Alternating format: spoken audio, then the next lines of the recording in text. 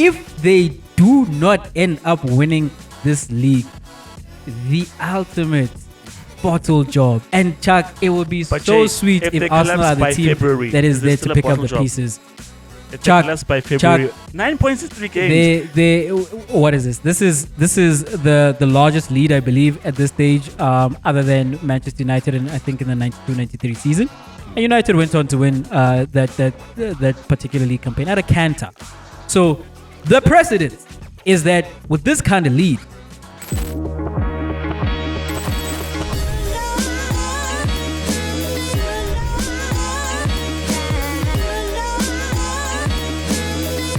in the immortal words of Umagesho Puga, ends why hello December.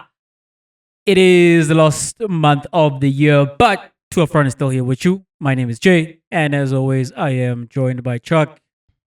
What's up, Chuck? Festive is here. How you feeling?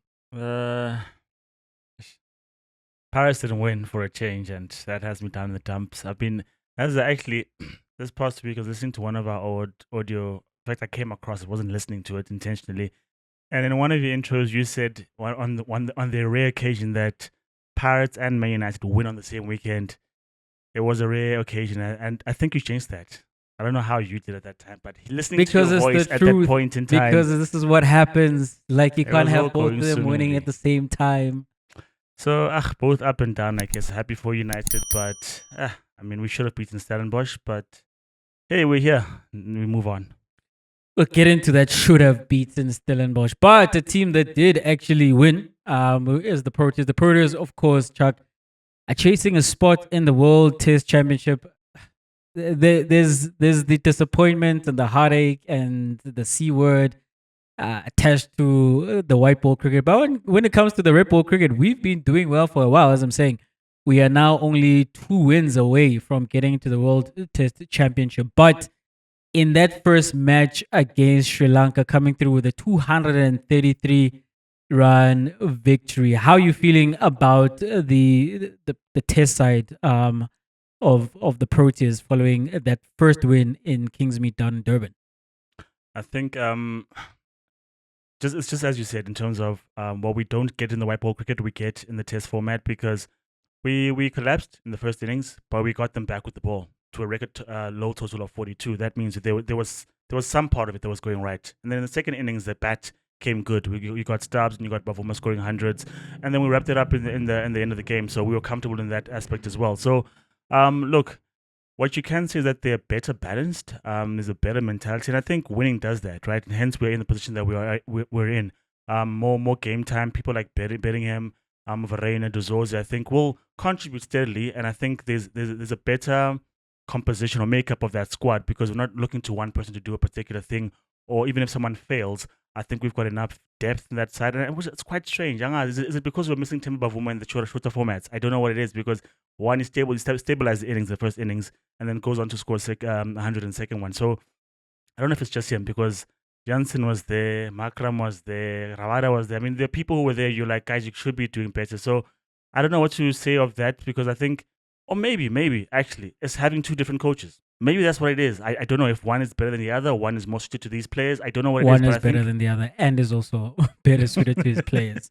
I think that's what it is, man. I think that having 2 different minds, 2 different, because I don't think they'll both say, let's select this particular player because we want to see A, B, and C. Each person is looking after their own particular tenure and their own job with their own mindset. So I think that is in some way stumbling block, I think. And I think Shukri's got it right thus far, so you can't complain. So I think so far, so good. So, Chuck, in a conversation with Mpomatlane, who is a friend of the show, even though he's not yet been on the podcast, we're working on that. One of the better minds when it comes to cricket in South Africa, when he speaks about Shukri, right? So Shukri has a history with the players that he selects. For example, Tony Dozorzi, when Tony Dozorzi was playing in the domestic cricket, there were maybe other batsmen you could have looked at ahead of him who were maybe in better form, or you could have justified picking ahead of him. But because the coach, Shukri, has a history with Dozorzi from when he was a youngster, he goes with him because he knows him. And the other thing that Paul narrated to me was the fact that Shukri puts a high value on character. That if the character is right, if we have the kind of relationship I need from my player, then the playing side is going to take care of itself. And this is then what happens. If you contrast that to what Rob is doing in the white ball cricket, he's selecting players. He's selecting them far and wide, but it feels a bit random in terms of who he's selecting, and he's just throwing uh, things at the wall, hoping that something does stick. And these are the results, right? Players who are playing for this particular coach, and in that game against Sri Lanka, yeah. When Sri Lanka won the toss and they put us in to bat, of course, at Kingsmead with the overcast conditions, and that pitch, it does a little more, it gives a little more to the bowlers. And with the start that they had us down 80 for 4, I believe, when the rain came down in that first day, on that first day. And we're lucky to have Utemba Bavuma still at the crease because he was actually dismissed, but it turned out to be a no ball. And he went on to cash in, right, to the tune of 70 runs, where nobody else approached that kind of score in both first innings from the Proteas and the Sri Lankans. And then when it was time to bowl, you had Emako Janssen coming through with a historical day. I mean, the bowling lineup as a whole, to dismiss a team in 13 overs and to dismiss them for 42 runs, which is tied for the 9th lowest total ever in the history of Test cricket. And then you have Janssen who took his 7 wickets in 41 balls, which is tied for the least amount of balls required to take 7 wickets in the history of Test cricket, and hasn't been done for 100 years. 100 years, and that gave you confidence that, man, maybe we're a bit short when it comes to the runs. You would have wanted us to get to 200 or 250, but then when you dismiss the team for 42, you think to yourself, oh, we did pretty well, right? And then you back that up in your second innings with the bat, when you've got Utemba and Ustabs coming through with the twin centuries and setting up the game. At that point, when you have like a 500 plus lead, yes, the Sri Lankans did bat better in the second innings, but you didn't really think to yourself that they're going to go and overhaul 500 plus runs. They had time, yes. And I know the relationship the Proteas fans have with the team, that, man, the worst things tend to happen to this team and to us, But as I'm saying, like, when you've got 500 and the team is chasing 500, it's never been done. Yes, I just mentioned that history happens seemingly all the time, but it's, once in 100 years type thing, and it was not going to happen. With Sri Lanka, I feel as though if you can get Chandimal and Matthews and Mendes, you are good. Like, those three who follow each other in the batting lineup, particularly Mendes, who came into this match averaging in the 90s, And what we hear from people who've played cricket, who played Test cricket, that South Africa is the hardest place to bat. And so, yes, you come in with the record that you have, but then you're going to be questioned when you get onto our pitches. And he made 10 and 13 in that match. We'll see if he does any better in Gqeberha overall as a batting lineup. The Sri Lankans, they will take some confidence from how they did perform in the second innings, but there are questions. They've been in South Africa for a while. They did not play a warm-up match though, and maybe it would have behooved them to do so and get even more acclimatized with the conditions rather than just training and being in the nest by themselves. But we'll see. They would have taken some confidence, as I'm saying, from that second innings. But overall, it was a commanding performance from the Proteas, particularly coming from having been put into bat and then recovering as they did to get the score they did. And then from there, the bowling and the batting was world class, to be very honest. I think Sri Lanka will test us again, Jay. And I think if you look at the first innings where they were putting the ball just outside off stump consistently, I think obviously there was that added swing and then the overcast conditions aided the bowling. But I think just their discipline and where they put the ball consistently gave them those wickets, and I think they earned them. Yes, there were loose shots here and there because I looked at who's this mister was it? It was what was it? Bellingham, I think. You're like, why are you standing so far outside of off stump? That ball you could have left, but because of where you're standing. This is what I was looking for in terms of our white ball cricket, in terms of, guys, be more creative in terms of your stance because it's a shorter format, get things going. Whereas with this one, you can take your time, get yourself in and then play your shots as you see them fit. So I think those things are a bit questionable. But apart from that, I think the Sri Lankans will test in the second game unless this team has just turned. And I say this team because the test team have been good, but I can't get the idea of my mind which in white ball cricket we've suffered, and so that's why for me it seems like we've turned the corner, because all of a sudden the Indian series is gone and now we're playing against Sri Lanka and we're good again. And so I think they'll test us still. But yeah, I just want to say, which I think Temba Bavuma played an excellent innings in both. What are they going to say now, Chuck? What are they going to say now? Because with the 70, right, he could have been dismissed, but it was a no ball, right? But with the 70, you look at that and you're like, is this Temba failing to convert again? Because that's his 23rd half century, whereas he's only got 300s. So you could say maybe he failed to convert again. But if you look at the stage of the game, he had to press the pedal and try to get the runs quickly because wickets were falling around him. So he tried to get more runs quickly. Didn't work out for him. But when he has time, he scores 100. When he's there in the middle, he's there with Stubbs, and they both use their experience, with their exuberance, with their power, whatever it is. And the thing about Bavuma, I think it's like Tyson Gay when he said to Usain Bolt that, oh, actually, for me to keep up with you means I'm more talented because you're the taller guy. Your stride is bigger than mine, but I have to put in that much more technique and effort to get to where you are.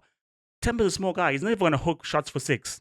It's all about timing and placement. And to do that in both innings, one innings was a bit more easy and the second one because they had time, but the other one was more testing. But to do that overall with your game, I think what Temba achieves when he does achieve it, I think is nothing to scoff at, because I think he does grind, and I think his mentality is in the right place. Whereas you want to look at someone like Markram, and I think that's a direct contrast because he's the captain of the white ball side, right?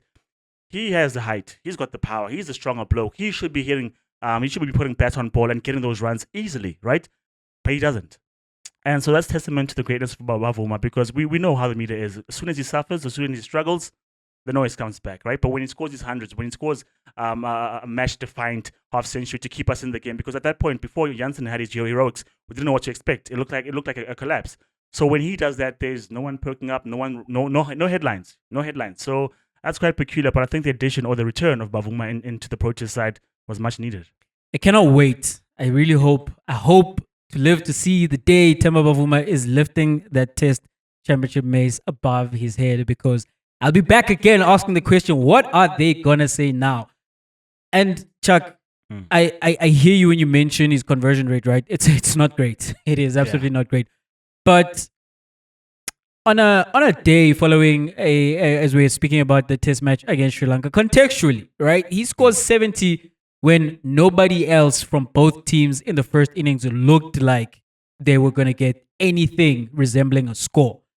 And Temba Bavuma went out and he did that. And he's been doing that for 3 or 4 years now for the Proteas. He has been very firmly the best batsman in Test cricket for the Proteas.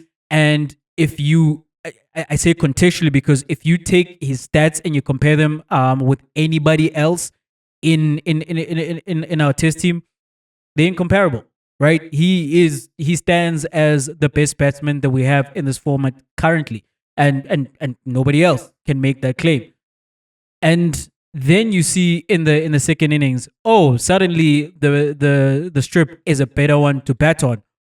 Who converts? It is Tristan Stubbs, who, by the way, is a mercurial talent, and he is the leader of the new generation. And it is Temba again, right? So if there's any criticism out there for Temba Bavuma, if you limit it to the white ball cricket, I get that, I hear that. And maybe I can fall in line with that. But when it comes to red ball cricket, nah, man, you need to shut your mouth, because this man is playing well and has been doing so consistently for a few years now for the Proteas. He is the leader that we need. When it is asked of him to step up and to save us, to help keep that innings together, he was the guy to do it. When we needed somebody to put up their hand, it was the skipper who did that. And then in the second innings, just to drive home our advantage, when again we needed a partnership, we had the record partnership between Tristan Stubbs and Temba Bavuma. So I hope this continues. I do hope that the rest of our batsmen can do a little to a lot better, because we're going to need them.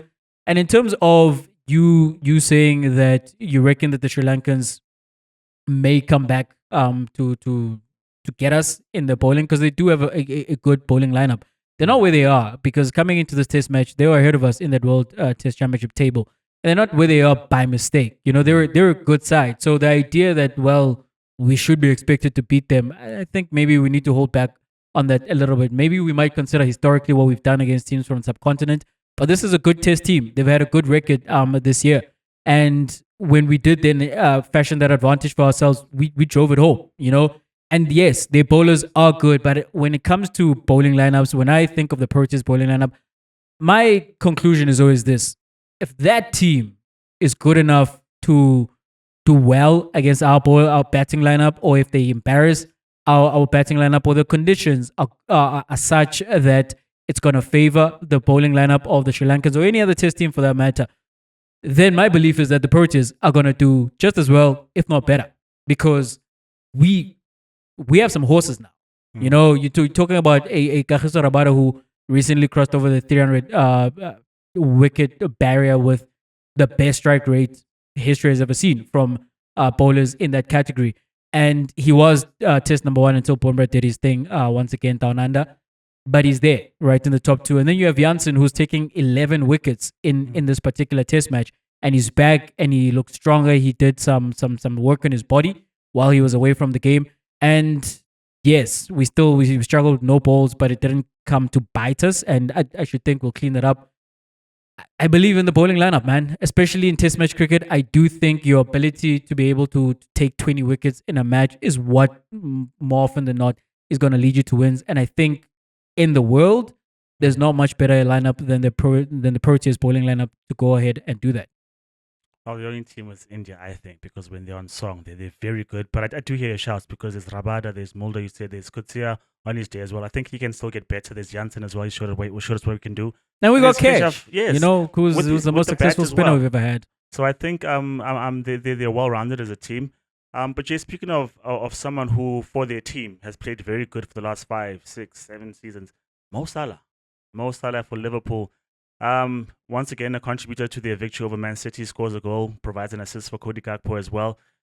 There are contract issues there because in one interview he says he's more out than in at this point because he hasn't been offered a contract. In the latest one he says that that's most probably his last game against Man City at Anfield because chances are he's on his way out. A lot of noise most recently from Mo Salah speaking about his contract situation. Jay, number one, what is he trying to do or what is he trying to achieve? And number two, do you give him the contract to sign, whatever it is that he's asking for? So he's trying to get the contract, right? And that's what he's talking about. And he wants it to be known that if he leaves Liverpool, and he wants that fan base to know in particular, it's not his fault. What he tried to do, he tried to sit down at the negotiation table and come to an agreement. He wanted to stay. His heart is in Merseyside. He wants to retire, perhaps as a Red. And Mo Salah has his mind on some records that are in sight if he does get a long-ish term contract, right? If he stays at Liverpool for another 4 years and is able to approximate the numbers on average that he's been able to get for Liverpool, he'll be the second highest goal scorer of all time, and he'll be I think he'll cross over the 200 goal mark in the Premier League as well, being one of only 4 players to do so, along with Shearer, Kane, and Rooney. So he's got a lot invested at Liverpool, and he's talking about the fact that he's talking about his contract situation, which we know is running out at the end of the season, and he would be available to leave on a free. That if that does happen, don't look to him. He didn't betray you. He didn't go seeking for greener pastures anywhere else. There wasn't more money thrown at him or more opportunities thrown at him. He didn't believe there was a bigger club out there or a club that was better situated to give him success. He was all in with Liverpool. So he's winning the crowd to his side, right? And then on to the question of whether I would give him the contract. Chuck, Mo Salah for me is a top 5 Premier League player of all time. It's so crazy that every season it feels like when we're discussing the legacy of Mo Salah, whether in the Premier League or in the context of the best African players we've ever seen, there's such a big debate, right? I think you can debate whether he's number one or not, but some of the debates that Mo Salah finds himself in are people questioning, is he really that good? Or is he overhyped? You know, I get that aesthetically, he may not always be your cup of tea, but you cannot argue with the numbers. I was having a discussion recently about Robert Lewandowski getting to 100 goals in the Champions League, right? Being only the third player to do that behind Ronaldo and Messi. And I had to think to myself, Chuck, as someone who's always said that in the era being the Ronaldo Messi era, or the one that we come from, the 2010s, whatever the case may be, who is the number 3 guy, or more specifically, who is the best striker of the era. And the candidates are your Cavani's, Lewandowski's in there, Harry Kane maybe on the outside, and there's Suarez, right? And Zlatan Ibrahimovic. And I've always been a Suarez guy. And my reasons for that, I think overall as a footballer, he's better than a Robert Lewandowski if I'm comparing those two together. But then when you look at the numbers of Suarez, particularly in the Champions League, they're paltry, to be very honest. And I don't think Robert Lewandowski is as good a player as Luis Suarez, right? But there's a point where the numbers are such that it is hard to ignore them.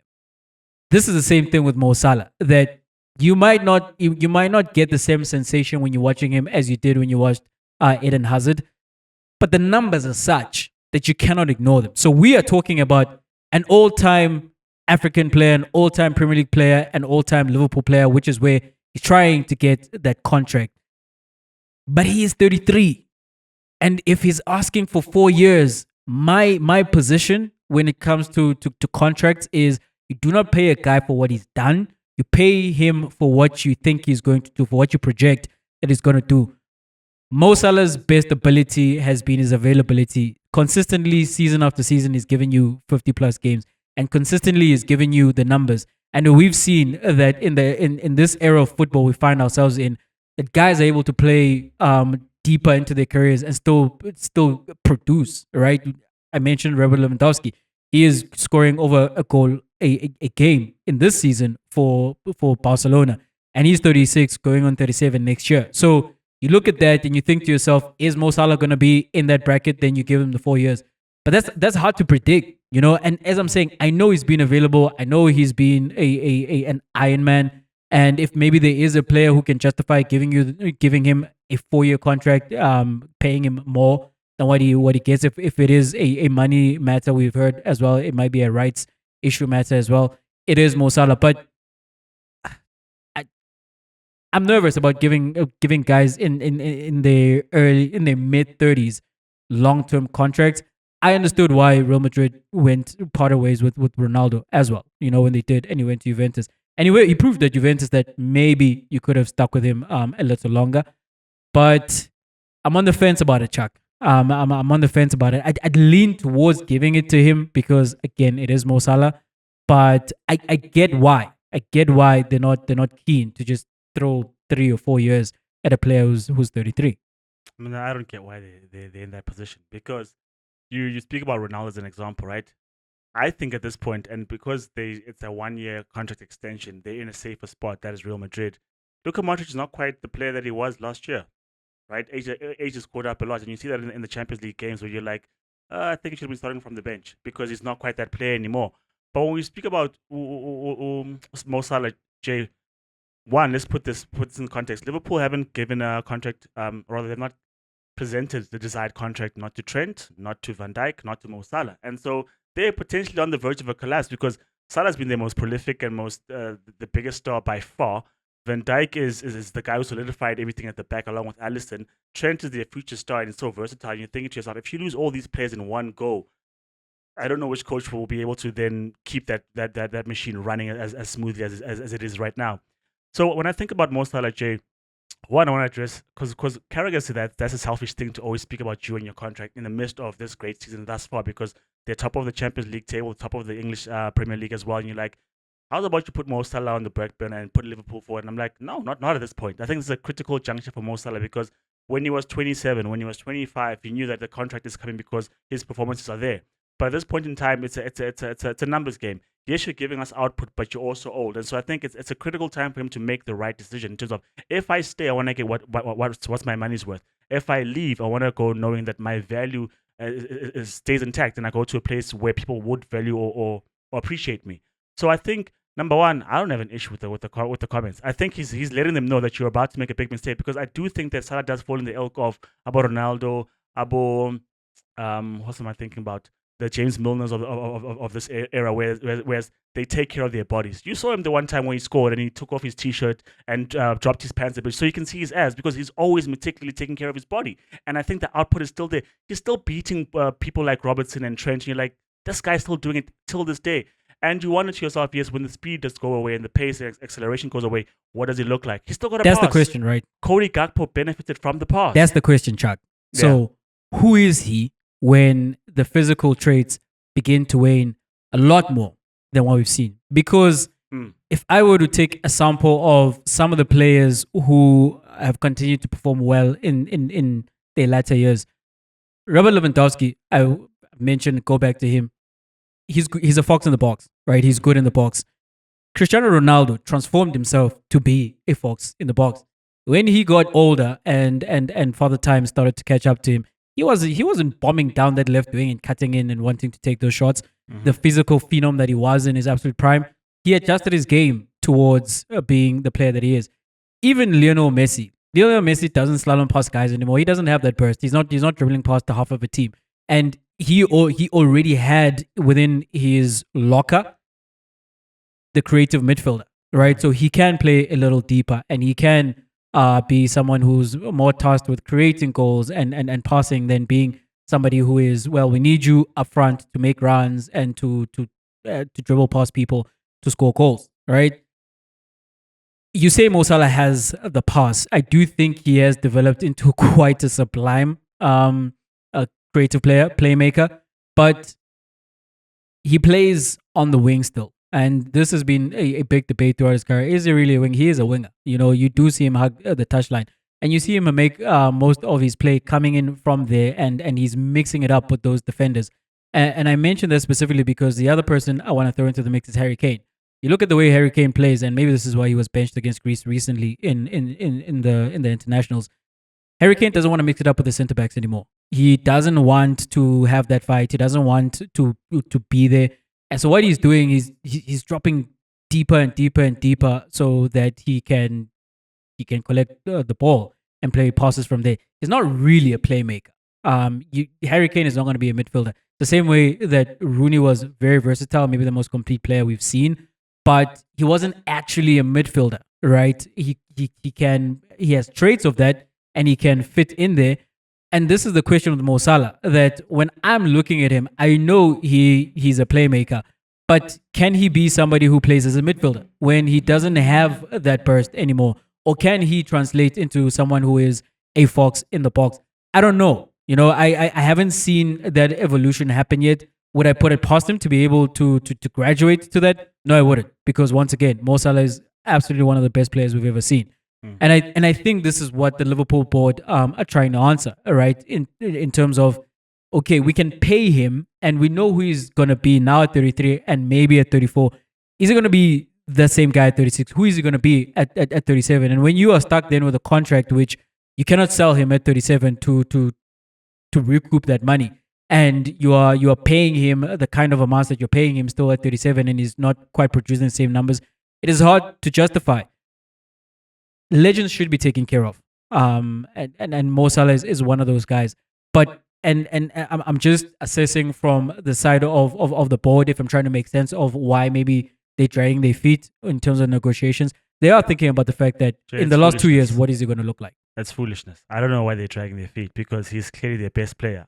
I understand. Today, Chuck. But yes. Is he going to be their best player in what year are we in? In 2027? It doesn't matter if he's the best player at 2027. It does when you're giving a guy money. It does matter. Like, who am I paying? What am I paying for? But if you still want to continue, honest slots or not, whether you've got Cody Gakpo, whether you've got Curtis Jones, if you want to have the best next 2 years of your Liverpool ownership, you have to have Mo Salah there. You can't tell me that you're gonna pin your hopes on Darwin Núñez. I mean, Luis Diaz played up front. He barely got onto the ball, Jay. So what I'm saying is that Mo Salah facilitates everything that goes right about Liverpool. And you want to dilly-dally on a contract. For me, yes, it's a 4-year contract, but I guarantee you 2 of those years are still good. 2 of those years are still good. And the last 2 maybe they want to give him 2 years. Yeah? So that's the thing. Maybe they do want to give him 2 years. They give him 2 years, right? But the other 2 years, I guarantee he'll give you 10 goals. Ronaldo was finished and he got to United and scored 20 plus. Ronaldo was finished but went to Juve. Ronaldo's He's in Saudi, but he's still scoring goals in internationals. What I'm saying, right? And I liken those two because I think they're in peak physical condition. Yes, it's gonna take a toll the older they get, but at the rate that they're performing at now, I mean, if you speak about Messi tended to, and it's been happening for a while, to walk on the pitch and just read the game. Like, okay, now it needs me. But Mo Salah is active all the time. I think when you look at the numbers, I think that's the biggest factor. I don't think that Curtis Jones is running Mo Salah in a game. I just don't think that's the case.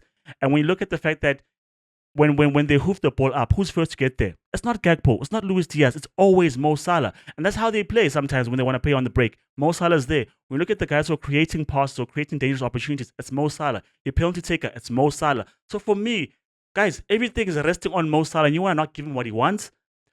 They had the same situation a couple of years ago. Do we give Mo Salah a contract extension? They gave him. It's borne fruit thus far. I know eventually it's going to go sour, but this is not the time. If you get 2 good years, Jay, would you sacrifice that versus not having him for that 4 years? You put milestones, put incentives. You're asking me, would I do it? Yeah. Well, do you understand the logic of the board? I do. With them delay? I really do. That's what I'm saying. That's why I'm saying, because when you make the argument that everything revolves around him, it does. Right? There's no argument around that. And this is why, as an Arsenal fan, I'm thinking to myself, if, knock wood, anything were to happen to Mo Salah, that door is open. That door for the chase for the Premier League title is open, because without Mo Salah, I do think still they're absolutely different team. And he's the MVP so far this season. That is the best player in the league on form currently. And aggregated over the time that he has been in the league, he has been the best. Well, maybe him and Kevin De Bruyne, have been up there. Which is why I say Mo Salah is a top 5 Premier League player of all time, in my opinion. Or there's an argument towards that.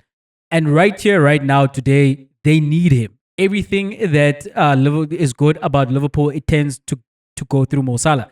And if they're going to go on to achieve the goals that are right there in front of them this season, they need Mo Salah. But the question that the board is answering is not about today. It's not even about next year. And that's why I'm saying that if the offer is 2 years and maybe that's what they want to do, because they can see that in the next 2 years, this is who he's going to be. This is what he's going to give us.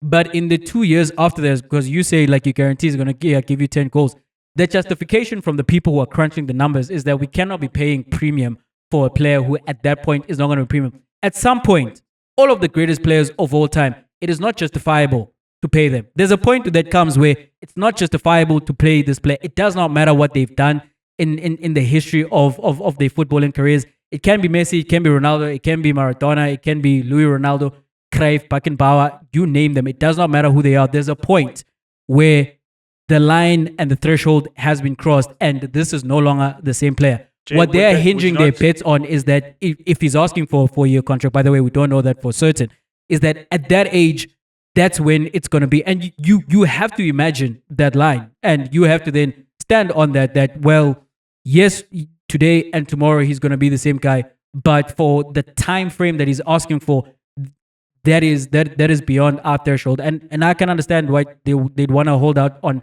paying, again, as I'm saying, a guy premium money when he's not giving you premium performances. I absolutely don't understand why there's delays or there's a disagreement, because I mean, I don't know how much money Mo Salah is asking for or where they put him as the best player. Yeah, and that's the thing, we don't know actually. I don't know, right? But what I will say, Jay, is that you made a good point in terms of we don't sign you for what you're doing now, we're signing you for what you're going to do in the future. But no one knows what the future holds. And if you were to try to take a guess, you look at consistency in terms of here's what I expect. You can only guess. You can only assume or make a kind of what's an educated guess. That would be an educated guess. Let's use that term, right? And if you look at Mo Salah's numbers, Mo Salah's consistency, Mo Salah's reliability versus, say, and I know you're talking about specifically premium money.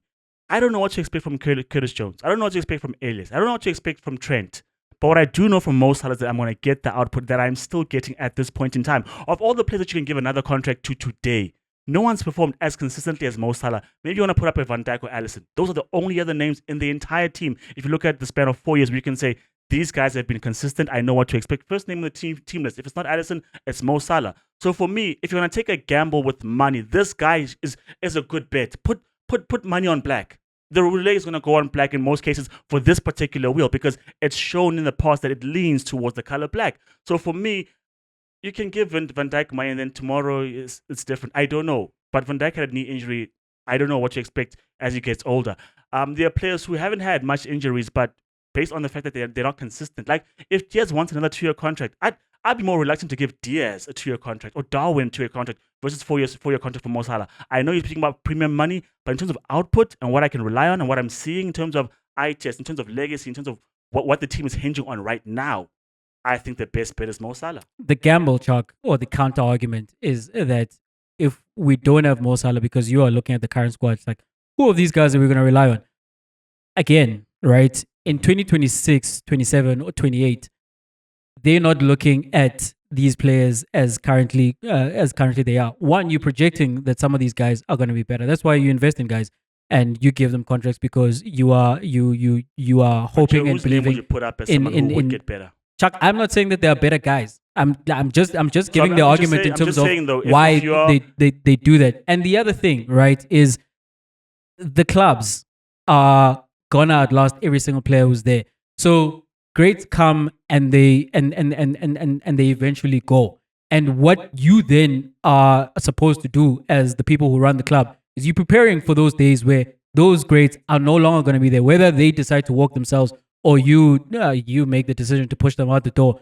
And what the planning then is you're going to go get another guy to come fill their space.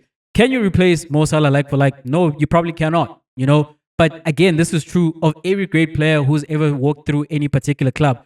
But you are making plans for the next 5, 10, 15 years. And with Liverpool, who are not a club that are backed by all money or who are in the Gulf in the desert somewhere, or Real Madrid or Barcelona, and we've seen what happens with Barcelona.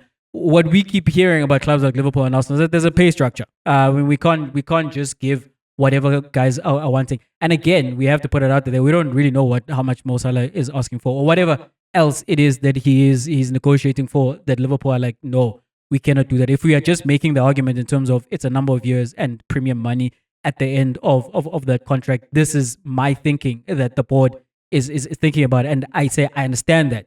And the thing is, if Mo Salah does decide to walk, or they cannot come to an agreement again, is it going to be the perfect situation next season? Probably isn't. But you can go maybe try to speak to a Real Madrid and ask them for a Rodrigo, or you can go get a Bakayoko at PSV. Is he going to be exactly Mo Salah? I don't think so. We don't know. We didn't even know that Mo Salah was going to be this player when they went and got him. When they decided to part ways with Mane, there were in the Liverpool fan base arguments that no, you should have gone with Mane over Salah. Mane is gone, and it's proven to be the right decision actually, because they parted ways with him just exactly at the right time. And this is what the gamble these guys are counting on, that we've made these decisions before, and it has tended to work out for us. They sold Coutinho, and yes, Coutinho wanted to leave, who was their best player at the time when they sold him, and it was the right decision. And is Diaz Mane? No, he's not. But Diaz in his current version because Mane went on to prove to be on the other side of his prime. Team, a different league. That's a different situation. But that's the argument, right? That he can go somewhere else and he's not going to produce. He didn't go bad at the team. That's what I'm trying to say. Because if you look at that same, who didn't go bad at the team? Yeah, who didn't go bad? Mane was good in the season before he was sold. He got bad. Yes, and the gamble, Chuck, is that Jay, when you sell a guy, you're willing to take the gamble that I'm willing to sell a guy a season too early rather than a season too late. Because if I keep him for an extra season, then I find out that he's actually on the downhill side of his career, and we are paying for someone to not produce for us. And they made the right decision by selling Mane at the time that they did, regardless of what he gave them in that particular season. What they were projecting is that the guy we've had and who's been successful here is not the guy that we're going to have moving forward. And they were proven to be right. They might be proven to be wrong with Mo Salah, but if they are making the decisions based on things that they've done before, they've got a precedence in terms of this is the direction that we're going to go with. I don't think they were proven right because it's a different circumstance altogether. Had he gone wrong at Liverpool, then you can say, how's it a different circumstance, Chuck? Because the argument is that we're not willing to find out if he's going to go wrong at Liverpool. Which is the same thing with Salah, that he is great right now, but we don't think he's going to be great in the year 2027. We don't think he's going to be great in the year 2027, but let's add to that moving to another team, to playing for another coach in a new environment where he has to settle. All those things are factors where those things didn't come into play. Yes, and they're affecting that. They're factoring that in. My man, those things didn't come into play at his current team. He was settled. He knew the system. He knew the coach. Everything was fine. To then change his circumstances completely and then say, see, he was going bad anyway. For me, I don't think it's a direct correlation to the But example. that is something that they can use to justify why they parted ways with the player. Change everything about his life and then say, see, he's gone bad. Yes, literally, that's what you are projecting. So that's why you because say to someone who you cannot say that he's going to be great. He's going to continue to be great here. A different province, a different teacher, and a different language. You see, you weren't as bright as we thought you were. I don't think that makes sense. Change everything about him and then say what you see. He was going to fall off anyway. But then you're not willing to find out, because if it does turn out that way, you are now stuck with that player and that contract. But what we have found out is that Monaco sold Mbappe, bought a host of other players. They weren't the same. Tottenham sold Gareth Bale. At 18 years old, Chuck. No, what I'm saying is that the one player, sometimes if you keep him in the same place, has proven to be right versus getting a wholesale of new players. But Spurs, they're still recovering from the Bale sale because they're not quite that team. That's what I'm saying. They sold Harry Kane. They haven't found replacements. So what I'm saying is that sometimes what you have when it's still good should be valued, because you move it off and then you're nowhere. There are examples where you move it off and you're nowhere. So the examples of a Bale and a Kane, those clubs weren't wanting to part ways with those players, right? They were then in a situation where, well, the players wanted to leave. Real Madrid came calling, Bayern Munich came calling, and they were not making the argument that, well, we're going to ship you off somewhere else because we don't think you're going to continue to be great here.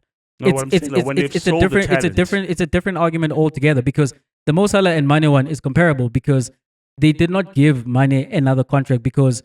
And you say Mane was still great in that last season. In the last season, like we were all talking about the fact that Mane is not quite himself anymore.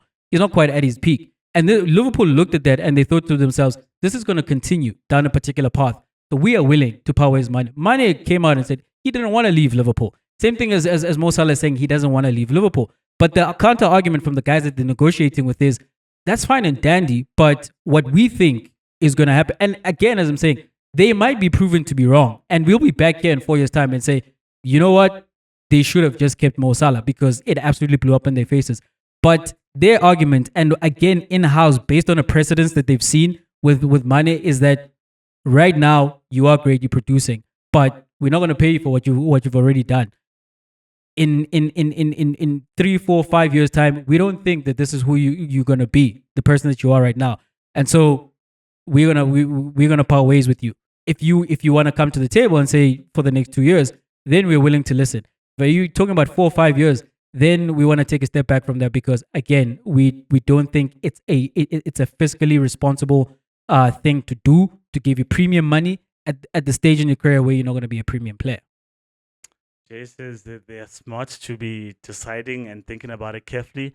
I'm saying they're sleeping on the best asset that they actually have, and if they don't give them that contract, we'll see them reap the fruits. They made it this way, Chuck. I think they do need to find a way to keep him. Okay. For now, if we're to wrap up the EPL, Jays, Arsenal scored 5 in the first half. West Ham responded with 2. That was a crazy first half. 7 goals in the first half, and they were just having fun with Arsenal because West Ham were watching them play football for most of that. Chelsea also won, Jay. Do you think this makes it an exciting title race, or do you think Liverpool's win over City means that it's probably over at this point? Chuck, it's over. Yeah. I'm willing to call it. Again, unless something happens to Mo Salah, But then, and the maybe defining period is going to be the festive period. It tends to be, right? It's this period, and then it is towards the end of the season they're running. Because Liverpool have a Newcastle away, I believe. They have a Merseyside derby coming up. They have the Northeast. It's the Northeast derby against Manchester United, right? They have Manchester United under Ruben Amorim, and at that point, Amorim, who looks like he's cooking at Manchester United, would have been there for a month, and this period is going to determine for certain whether or not they've won the league. In my opinion, after the result against Manchester City, you can write Liver P on that trophy. We just need the all to finish the job. But the other thing within that performance against City, Chuck, is the fact that I think those guys do believe that this is theirs to win. And especially then against the City, there is a remnant of players who've been there during those heartbreaking seasons where they've come close against City, and they don't want to do that. They don't want to open the door. They don't want to give a sniff to City or anybody else for that matter. I think because of the way that results have gone and where they find themselves, they are super dialed in and they're focused on that. And Arsenal have welcomed Odegaard back. I did say that is the missing piece. That's the most important player because everything revolves around Odegaard. It's a totally different team when Odegaard is playing for Arsenal than when he is not. And if Arsenal could have gotten the result, hung on for the result against City, they could have scored that last minute goal against Chelsea if they didn't get a bogus goal for the yellow card against Brighton at home. Then it's a different thing. But we're talking 9 points. We're talking that's a huge number of points, right? Chelsea, they seem to be coming right with a Maresca who one person was saying it's like we knew nothing about this coach except for the fact that he won the championship and has coached under Pep Guardiola before. But he seems like the right fit. I wasn't certain that should they have fired Pochettino at the end of last season because of the form they were in to end the season. I think in the last half of the campaign, they were the fourth best team in Champions League form, But it seems as if they made the right call. He benches Enzo at some point. He's brought Enzo in, and Enzo seems to be performing. He tells Sterling before the start of the season, "I'm not gonna need you." He parts ways with him, and he's being proven right. Jadon Sancho, we'll see what he's really cooking with that one. He's changing his team for the Conference League, and he's got a great opportunity to keep the guys fresh for the league campaign. And they're right there alongside Arsenal, same number of wins, draws, losses, goals scored, goals against. They're exactly mirrors of one another. So I think it's going to be exciting in positions 2 to 4. Fighting for those Champions League spots. But one feels like it's gone for me, Chuck.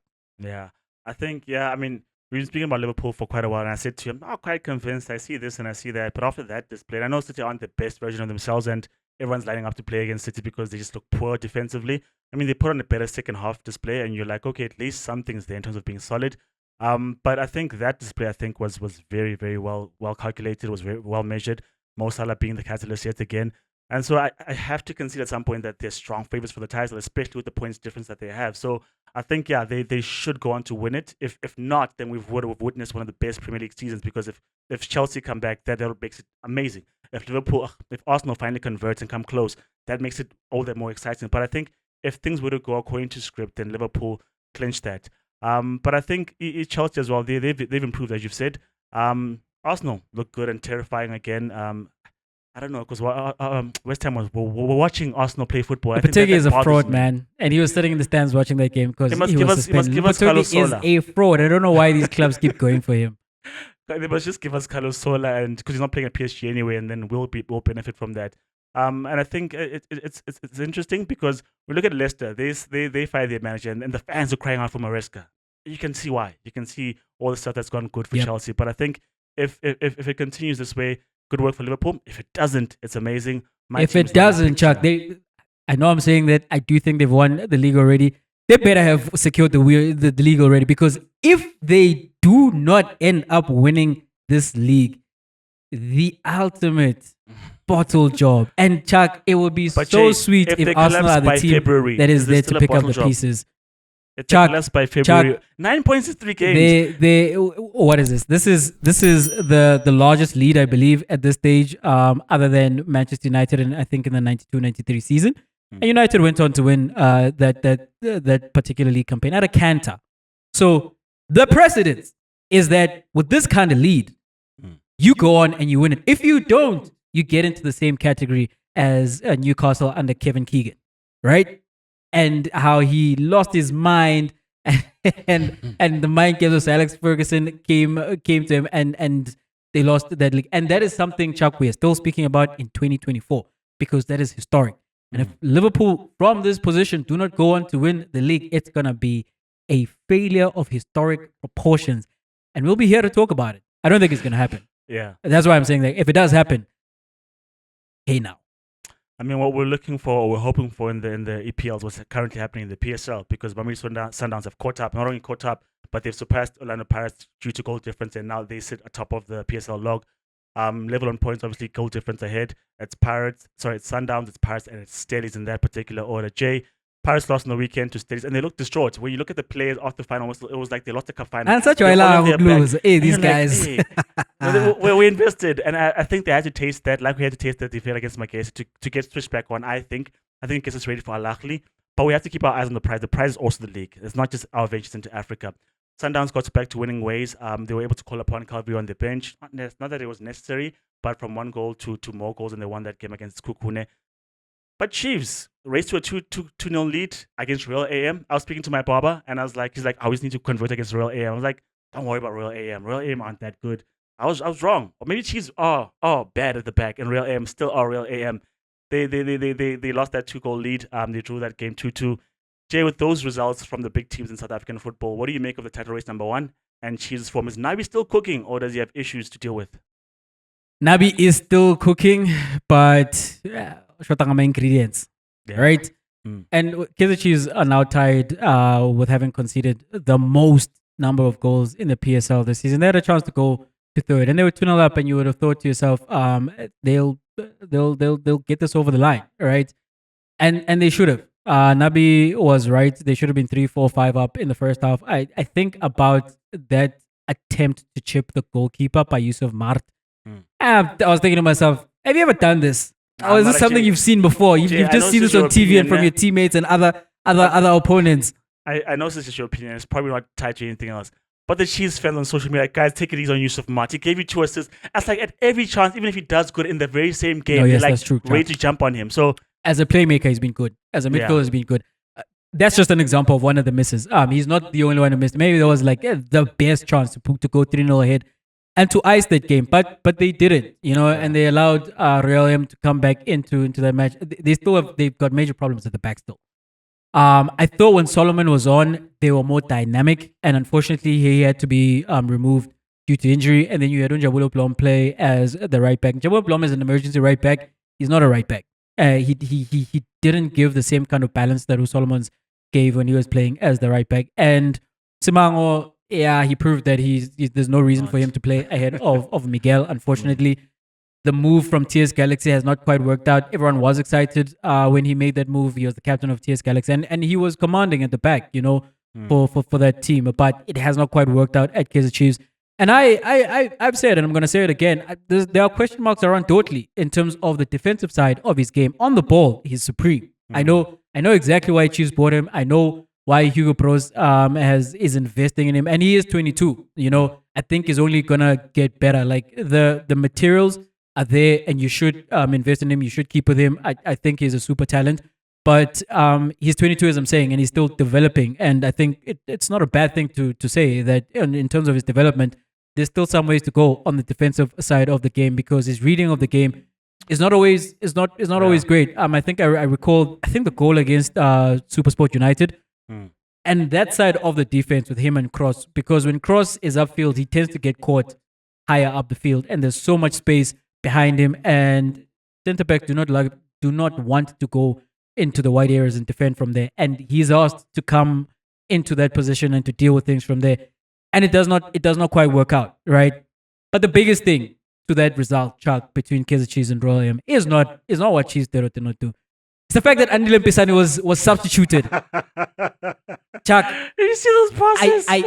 What passes? Did you see the pass with the back heel in the air? I was like, goodness. And then people have the audacity to say that, he's a good player. He just needs to get his body right. What are you guys watching? What are we talking about here? And by the way, he has been for months, if not going on a year now, posting on his social media that lack of discipline. He's got training happening on the side, but I don't see any difference. And the thing with Royal AM, Chuck, and I went and I counted myself. I went and counted this. I did not find this from the sites that we have, and they're doing great jobs with the analytics. I went and counted for myself and looked up what is happening in the games of Royal AM. Royal AM have scored 8 goals in total this entire season. 6, I'll do it like Pep, 6 of those goals have come with Andile Mpisane off the pitch. Now you tell me, Chuck, is that a coincidence? Or is it that when this team is playing with 11 professional players, they're good enough to go get results? And that's what we saw against Kaizer Chiefs. As much as our contrast to someone who's completely different in terms of ability, right? Tito Masongai holds on to the ball a lot sometimes, to the ire and frustration of the Pirates fans in terms of if you release the ball quicker, the attack would go quicker. We create chances, right? But because he's good enough, he would tend to do something with the ball anyway. When Real AM want to attack and Pisani gets onto the ball, he delays the attack, he delays the moves, and so therefore they don't benefit at all. His teammates are looking at him standing like 2 meters in front of them, and they're like, "I'm not gonna pass this guy." If the easy pass, right, is Umpisan, and there's another pass that is harder. I was watching that game against Chiefs. Those guys will bypass him and go to somebody else because they know. We're giving him the ball. I take EAF. Yeah, and I mean, if it's one thing to want to play, it's another thing to have work rate. If he at least had up to his work rate, where you can see him running, chasing for the ball, making himself available, he's just standing in a stationary position, waiting to get the ball 2 feet so he can play his passes. And I think that's not football at that point. That team doesn't need that. Maybe if you're playing for Sundowns and Sundowns dominate the ball, you can play like that. But Royal AM don't need that kind of play at this point in time. Hence, as you say, Guti, when he's off the pitch, they play better. They need guys who are industrious, guys who will play into space, guys who will run into space, guys who want to win versus look good when you're playing. I think that's the difference. If you want to win and you put in the hard work, your talent will show. It's not talent first, because when the talent is just there in a vacuum, it benefits no one. So, Jay, speaking about that, I think if I were to rewind a bit to the Msimang comments, he needs a leader right next to him to help him run the game better, because I think that's what I was looking for when I was looking at the Pirates game in terms of that offside. It could have been an offside a trap for Titus. If the defenders held their line, Titus would have been offside, but because the one player was not even looking where Titus is, he kept it on side, and so he goes on to score that goal. It's margins, Jason, and millimeters, and the thing with Pirates is that the depth, once again, the question marks about the depth in terms of when you want match winners to come on and turn the game for you, you don't have them. Whereas you look at Sundowns, Salah doesn't play all the time, but he gets onto the score sheet when he does play. So I think at some point it does hurt Mangoba in terms of that roulette, because he switches, I think, a lot of players at a time. I think if he were to change 2 or 3 players at a time, then I think it benefits him better. But sometimes he does wholesale changes. But to the benefit of those players, when they come in, they score. When they come in, they've had enough games under their legs to score. I look at Gabriel Dlamini, hit the crossbar, but you're like, if you played a bit more, I think if you had more game time under you, you'd be more effective, because sometimes you want someone other than Utantambata, because I think he's gone off color a bit. You want someone else besides Umakaula sometimes in midfield, because you want to push the pace of the game. So I think those questions need to be answered, and I think such losses, they're not good, because you want as much advantage as you want when Sundowns is chasing, or when you're trying to be in the title race with Sundowns, because they've caught up already, And so to throw away that advantage this early is not good news, but I think it makes it exciting if Pirates are up for it. If the fans will still fill up the stadiums, if the players are still hungry, and we get goals from everywhere else. Also, the question marks of personnel, Mahopa, Mabasa, still in Nkota. Fuking looked tired towards the end of that game as well. In terms of if those players are off form, what do we do? Do we have suited players who are suited enough to come in and replace them? So those questions will still be answered as the season goes on. But I think at this point in time, it is entertaining for the top 2. Steadies out of nowhere are third. I don't think they'll make up that ground very quickly. But like I said, the race is still quite long. We'll see how they mix it up against those two giants. Chuck, where Pirates are concerned, right? And the loss against Stellenbosch FC, you're going to lose games. That's going to happen, We're not expecting Orlando Pirates, or any team for that matter, to go undefeated this entire season. And there's a shock to the system, perhaps, and maybe there's an overreaction to the loss when you've been in such great form for a few months now, right? Beginning with the MTN8 and then going to the preliminaries of the CAF Champions League, and then the way that the league season has started, and then coming after your first game in the group stages of the CAF Champions League with a win away from home. The only blemish having been the first round loss in the calling knockout against Imakese, and even in that game, Pirates went 3-0 down, and they had an opportunity to actually tie it up late, and who knows what would have happened if they did score the equalizer. And you're playing against then Stellies, who I think you ask any South African football fan would agree that alongside Sundowns and Pirates, these are the top 3 teams in the league. You say they come out of nowhere and in third place. And of course they're in third place, right? Because the league table does not lie. And this is firmly one of the best 3 teams in the league. What they've been doing, not only last season, but a few seasons now, has not been a fluke. They are that good. And this is the second year running where Steve Barker has led his side to a win, Escotin. And I believe he's got 4 wins against the 3 of Coach Rivera now in their head-to-head, and the others have ended up in draws. So it's a good coach with a good team who knows what he's doing. And when you look at the performance of the Stellenbosch side against Orlando Pirates in that match over the weekend, I was so impressed with how aggressive these guys are when they go towards the ball. When these guys are faced up with a duel, Chuck, if the ball is there and it's 50-50, it is 70-30 in their favor, because they are going to shoot themselves as though out of a cannon, and they're going to go for that ball. And they do play on the edge, and I do think maybe referees need to pay attention to their collisions when they get to other players. But it is controlled to an extent, right? And they know what they're doing. They're coached up to do that. They have the confidence to go for the ball like heat-seeking missiles, and they keep going all the way to the 90th minute. And the other thing within this game that is then a question for me is, what are Pirates going to be like following games away on the continent? Because after the first one, they lost this one. And now, given Stellenbosch as well, they played away on the continent as well. So it was fair game, if you want to put it that way. And the first hurdle, they've not been able to cross that. We'll see what happens when they are coming up in the weekend against Al Ahly in the Champions League. Or we'll see what Orlando Pirates look like when they have to go away again midweek perhaps, or whether it's the weekend, they have to come back home and play a game. Because now they are certainly running the same race with Mamelodi Sundowns being in the Champions League, having to fulfill the obligations of the fixtures in the Champions League, and then having to come home a few days later and play in the Betway Premiership. So I think that might be something that ends up being a determiner, especially if both Orlando Pirates and Mamelodi Sundowns do get past the group stages and they go into the quarterfinals or the semifinals. There will be even more opportunities to see what both of these teams look like. Mamelodi Sundowns have been in the Champions League for a few years. They've been able to adapt to the rigors of playing on the continent and playing at home.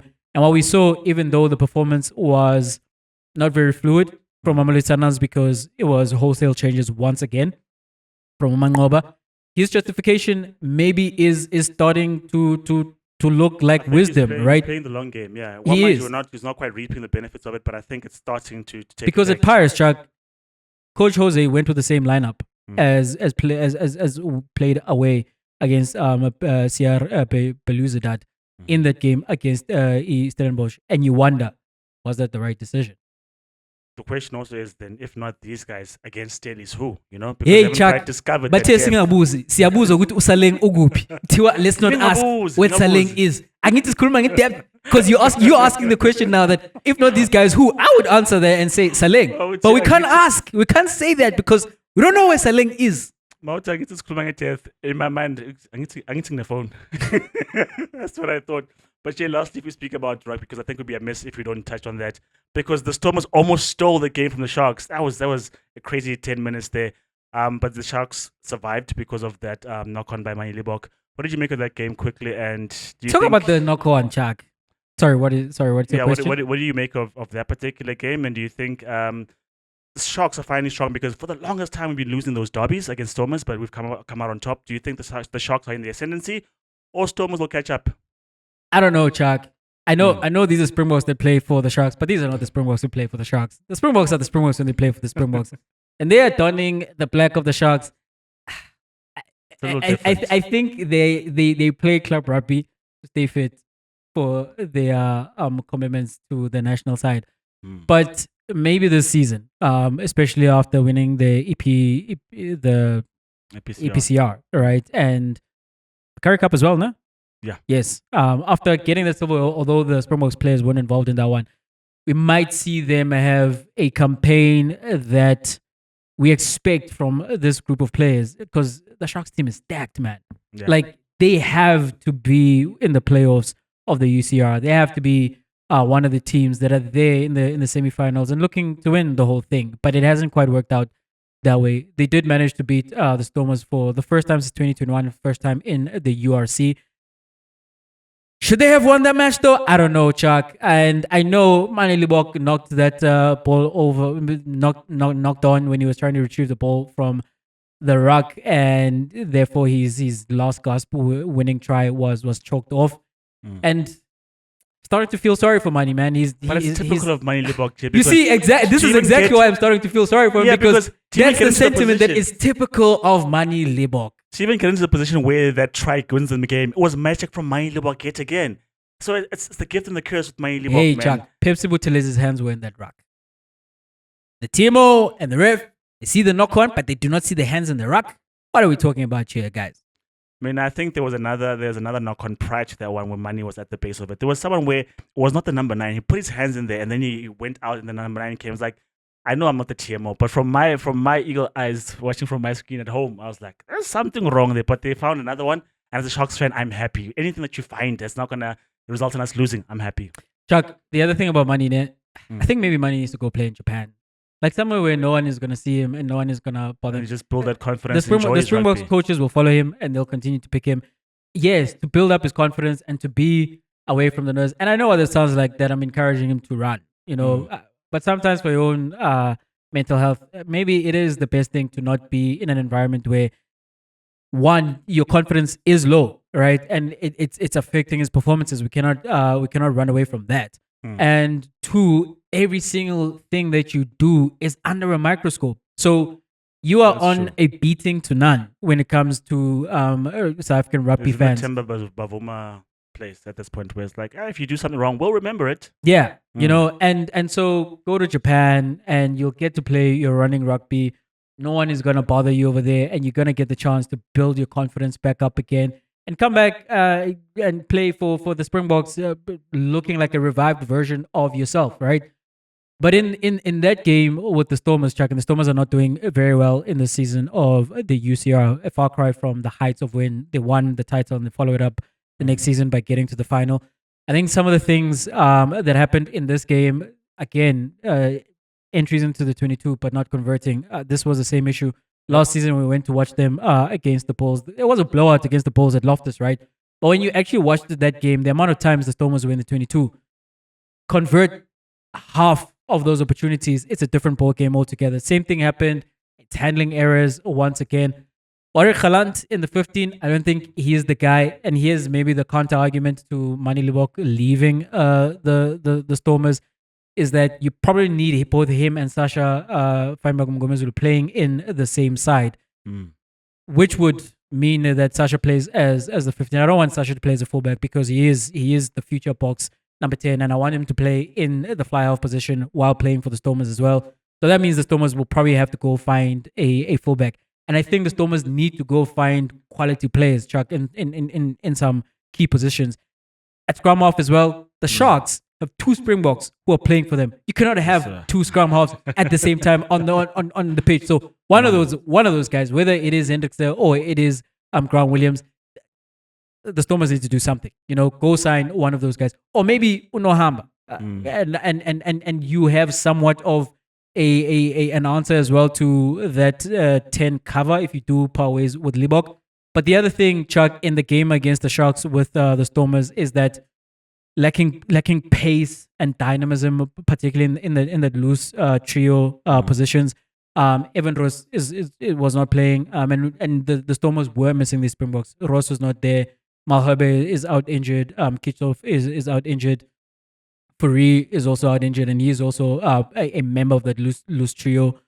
So in the absence of that kind of talent in that position, it's hard to compete at ruck time. It is hard to make those gains in terms of the advantage line. It's hard to knock these guys back in the tackle.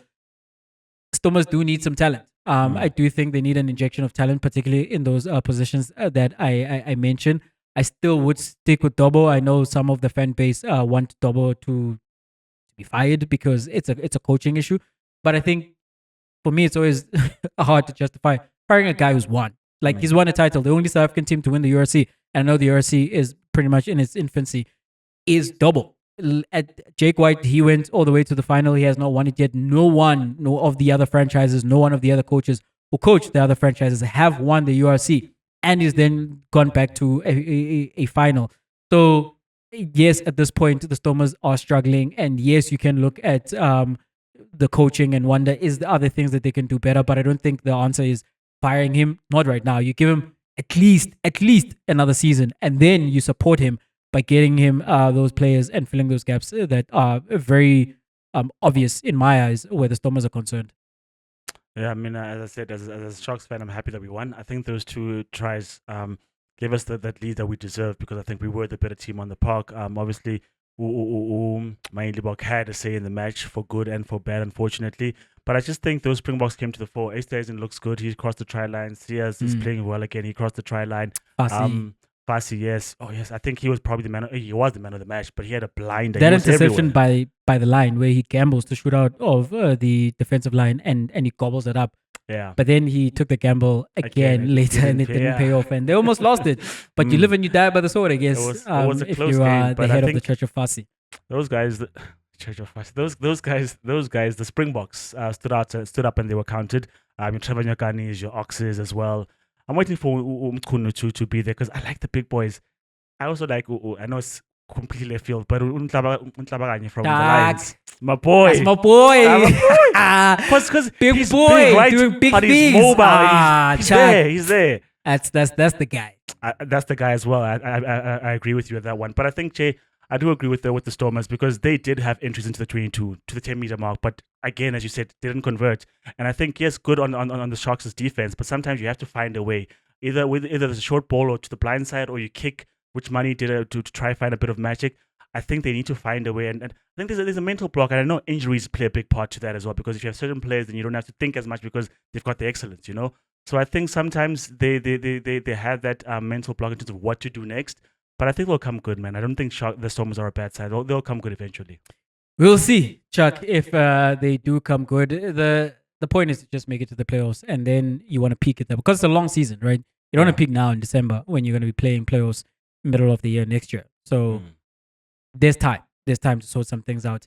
We have unfortunately run out of time, but thank you once again for watching To Up Front. Thank you for the continued support. Please do continue to subscribe, to like, to comment, and to share the YouTube channel. It is To Up Front. We are on YouTube. We have been on YouTube for a while. And I just want to celebrate the fact that we were saying that for like a year and a bit that we're coming back on you. We are back and we are here to stay. So please do continue to show the support. You can also continue to find the audio podcast on Spotify as well as Apple Podcasts. You can find us and interact with us and engage with us on social media. We are on all social media platforms and it is at 2 Upfront Pod. I am at J_Mzulu. Chuck is at Chuck. 2 Up from Jay. I'm outie. I've got a solution for football. I think if Mam Kaizer buys a stake in Liverpool, right? Van Limpusane can play friendlies behind closed doors, but capture on Instagram. And they can fund Mo Salah's contract. That's how it works. I don't know if that works, but there's money there. This is Chuck, and I'm out.